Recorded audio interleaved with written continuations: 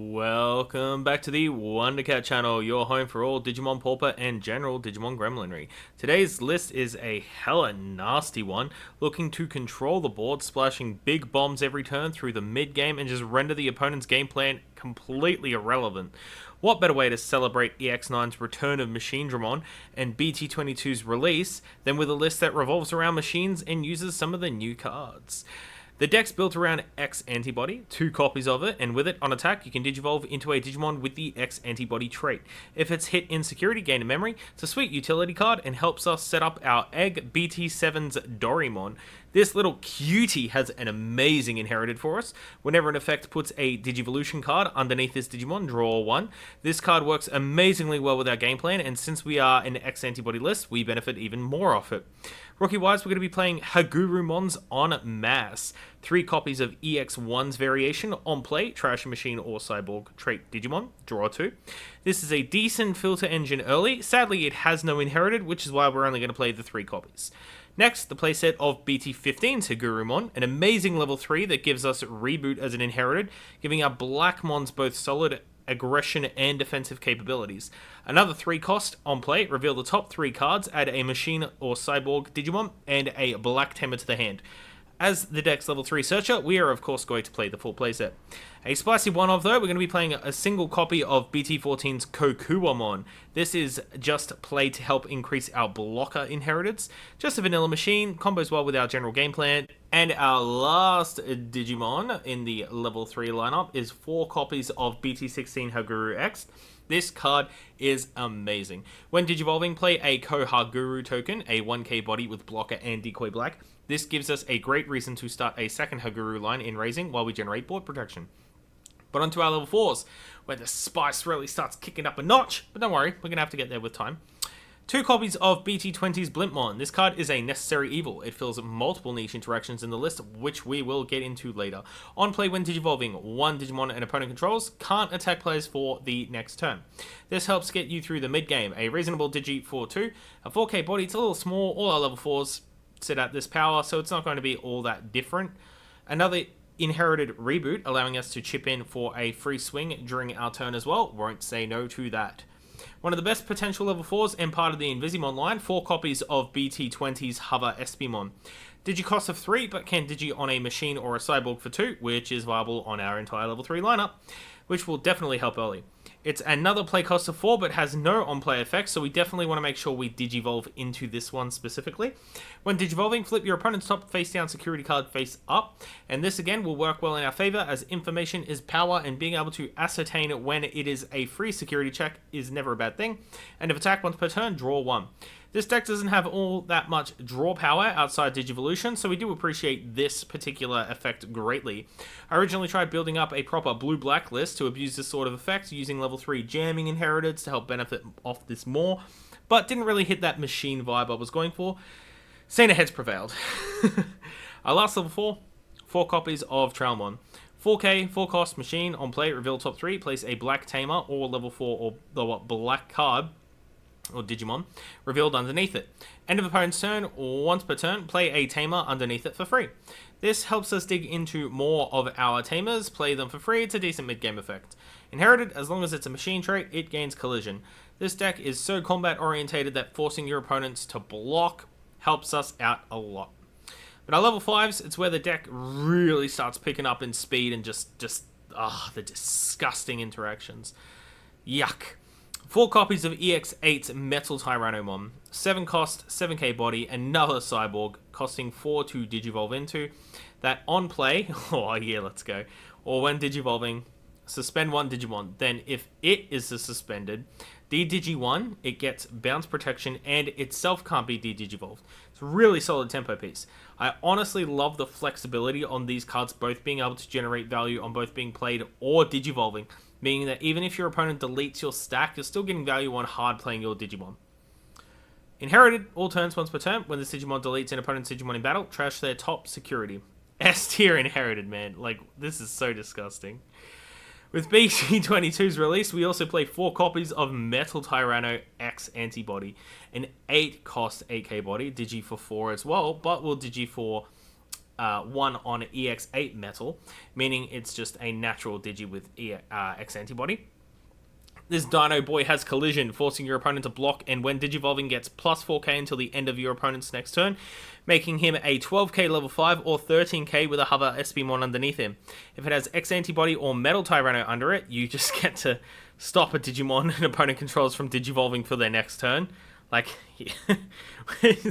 this effect is such a cool combo of like green's control and black's de-digivolving effects. This will basically force the opponent into only playing options or trying to go wide or raising and breeding, which, you know, more or less sets them back for the turn in terms of their on-board presence. Like, the effect kind of feels very Ruin mode-ish in a format where we aren't even allowed rares, which is pretty disgusting, you know, thing to even think about.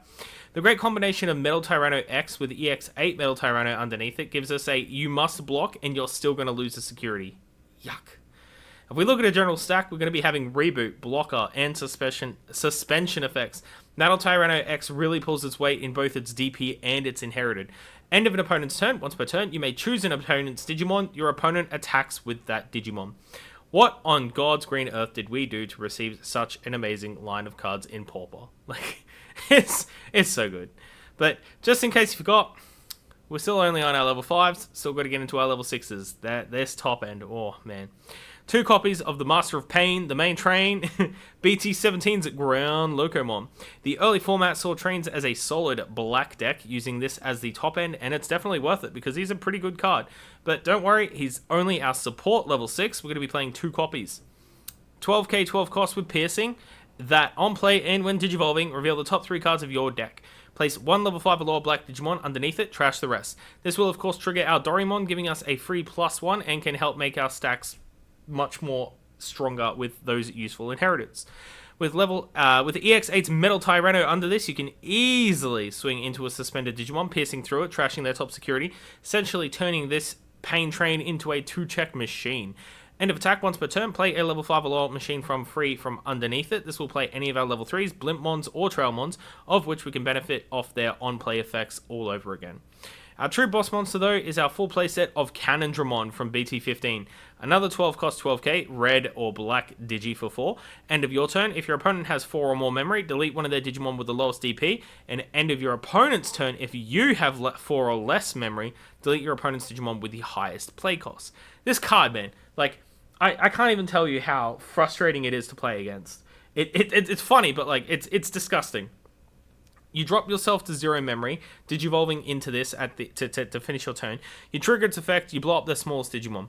If you already have this on board, you can slam your EX8 Metal Tyrannos for 7, suspending itself to de-digi something, putting your opponent at 4+ memory, deleting their smallest Digimon.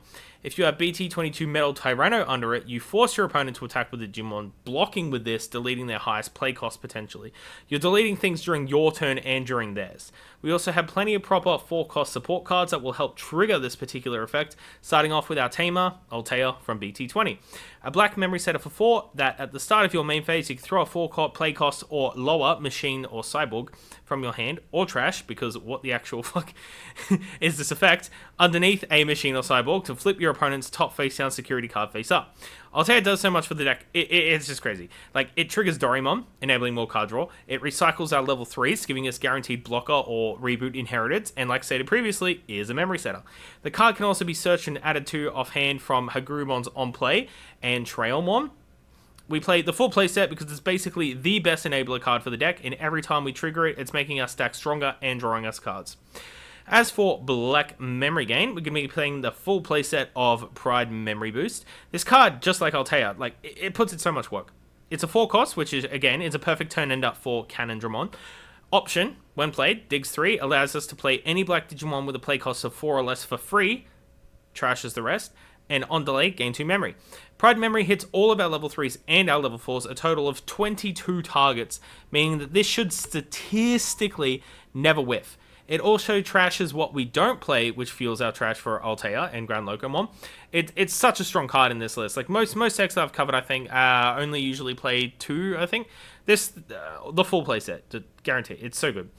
Last card in the deck though, 4 copies of Waltz's End from BT13. This card is another great turn ender and just protects our huge stacks. A 6-cost black option your opponent gains until the end of your opponent's next turn. It gains opponent's turn. When this Digimon becomes suspended, delete all of your opponent's Digimon with play cost less than or equal to this Digimon and isn't affected by your opponent's option cards. Using this with your level 5s or level 6s basically guarantees your opponent not attacking, since we have blocker triggering this on our suspending effects. It gives our stack extra layers of protection and has that same grand level of you don't get to interact with my board levels of fuckery. The best part about this is when we have BT22 Metal Tyranno X under it, forcing them to swing, blocking with cannon, and in turn blowing up the entire board. All in all, the deck is highly defensive. It has so much built-in protection that using your first couple of turns to build up in raising and playing out your support pieces can lead to a late game where most decks just won't be able to interact with your stack, nuking their board every single turn. Cannon end of turn effect means that for them to keep their biggest creature, they're forced to give us a minimum of 5 memory, which almost covers Waltz as an end on its own, meaning each turn we can put our opponent in a situation where we don't have to do all that much, and they're still losing at least 2 Digimon per turn cycle. Like, what is this card, man? The deck is going to set you back at least $20 USD, which is 30-ish Australian.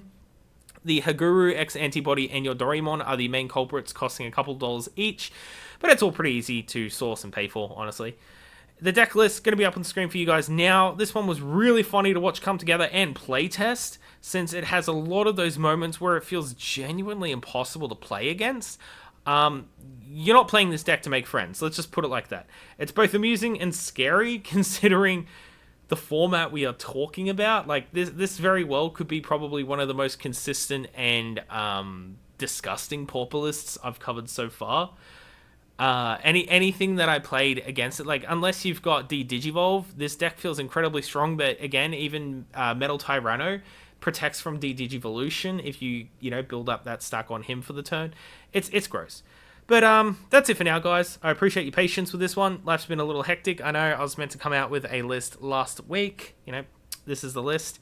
And yeah, been meaning to get it out, but it is what it is. Thank you for the love and support, for the 100 subs. Thank you for watching, and I'll see you in the next Wondercat channel video. Ta-ta.